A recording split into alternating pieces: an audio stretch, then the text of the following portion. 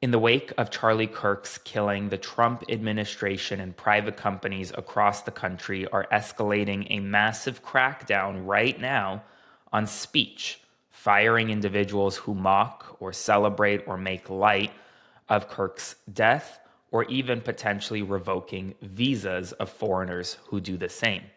Meanwhile, major media companies are walking back claims about the bullet shell casings and about the political ideology of the suspected shooter of Kirk, Tyler Robinson.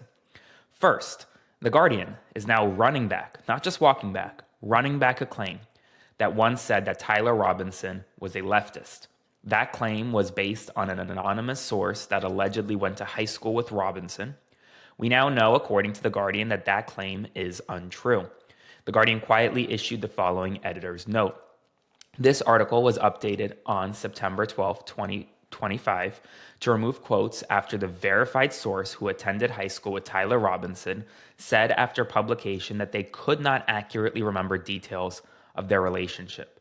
The Guardian yesterday allowed conspiracy theories to go off across the internet because they reported that the shooter, alleged shooter, was a leftist or was on the left. And right-wingers on the internet took that and ran with it.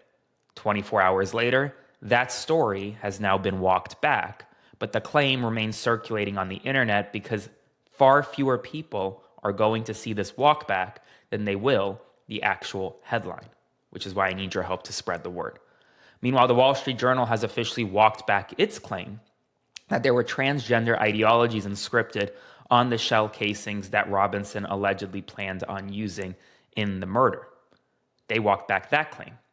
Two major media companies walked back two major claims about the alleged shooter of Charlie Kirk in a span of 24 hours. This is what happens when you run stories without verified evidence. And it's what happens when you allow misinformation and disinformation to overtake accurate reporting. And as a result, this misinformation continues to spread across the internet and across right-wing political circles. Before I continue, please consider subscribing to support my work or sending a one-time donation via Venmo to Aaron-Parnas. Right now, we need media that will not spread unverified information, and I refuse to do so. Now, meanwhile, the government, the Trump administration, and private companies across the country have launched a massive crackdown on speech, on individuals who celebrated, mocked, or made light of Charlie Kirk's death. Let's talk about it. First, the Trump administration, via the State Department, are examining foreigners' visas who mocked Kirk's death. They're examining whether or not they could revoke the visas. Republican lawmakers like Clay Higgins vowed to pressure tech companies to censor and punish online comments. Right-wing influencers launched doxing campaigns against individuals who made light of Kirk's killing. Some Republicans, however, criticized their own party, including Tom Tillis and Don Bacon, both of whom said that the inflammatory rhetoric coming from the Republican Party needs to calm down.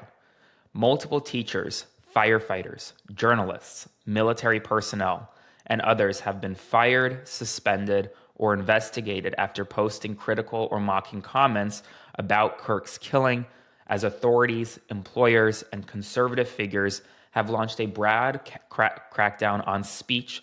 Notable cases include an MSNBC analyst, Matthew Dowd, a Secret Service agent, a staffer with the Carolina Panthers, and educators in Florida and Oregon.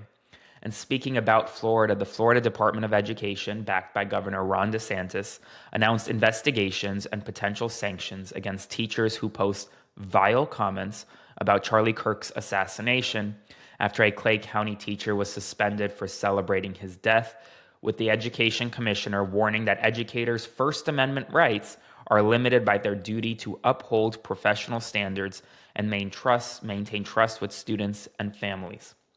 And in a review of his controversial record, Kirk was highlighted for repeatedly making racist, sexist, and inflammatory remarks, including calling black people, quote, prowling attackers, questioning the competence of black professionals, telling Taylor Swift to submit to your husband, opposing abortion even in cases of child rape, and defending, quote, some gun deaths every single year as a necessary price for Second Amendment rights. Those were His quotes, his words. Meanwhile, in London today, London is bracing for its largest far-right rally in decades, led by activist Tommy Robinson and framed as a tribute to Charlie Kirk, with up to 40,000 people expected. Major far-right figures like Steve Bannon and Jordan Peterson are slated to appear, and counter-protesters organized by anti-racism groups are expected. Investigators who discovered the bullet casings at the scene of the killing have now essentially connected the inscriptions to a Helldivers 2 video game. For example, the arrows on one of the bullets was from a Helldivers 2 bomb command sequence with memes like "Notice bulges OWO, what's this?" and "If you read this, you are gay, LMAO." Those are coming from memes. According to reports, Robinson was drawing from online subcultures rather than a clear political ideology. Remember, he had Republican parents, but he was an unaffiliated voter. That's why it's so important to, before running with stories, before running with conspiracies, to just wait for the facts to occur, to come out. We still don't know what the true motive is. I'm not going to opine as to what the motive is. I'm not going to say Robinson was a Republican or a Democrat or neither. I'm not going to say this happened for whatever reason. We need to wait before spreading false narratives. And that's what I'm going to do. I'm going to wait. Now, meanwhile, in other news, Donald Trump has scrapped plans to send the National Guard to Chicago, instead deploying them to Memphis, a move that he said was urged by a railway executive, while Governor Pritzker denounced the idea as authoritarian, and Memphis leaders stressed that they need funding and officers, not troops. Representative Thomas Massey's bipartisan push to release the Epstein-related documents is one signature away from forcing a vote on the full House floor. They need 218 signatures on their discharge petition. They currently have 217. They expect to get to 218 as soon as the end of this month.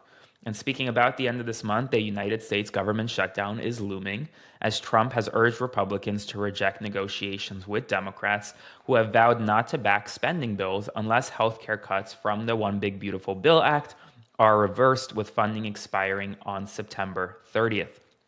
Newly reviewed documents show that Lisa Cook, the Federal Reserve governor, declared her Atlanta property as a, quote, vacation home, not as a second primary residence, undermining Trump administration claims that she committed mortgage fraud. After suspected Russian drones entered Polish airspace, the United States has vowed to defend every inch of NATO territory, and NATO has launched Operation Eastern Sentry to boost defenses along the eastern flank.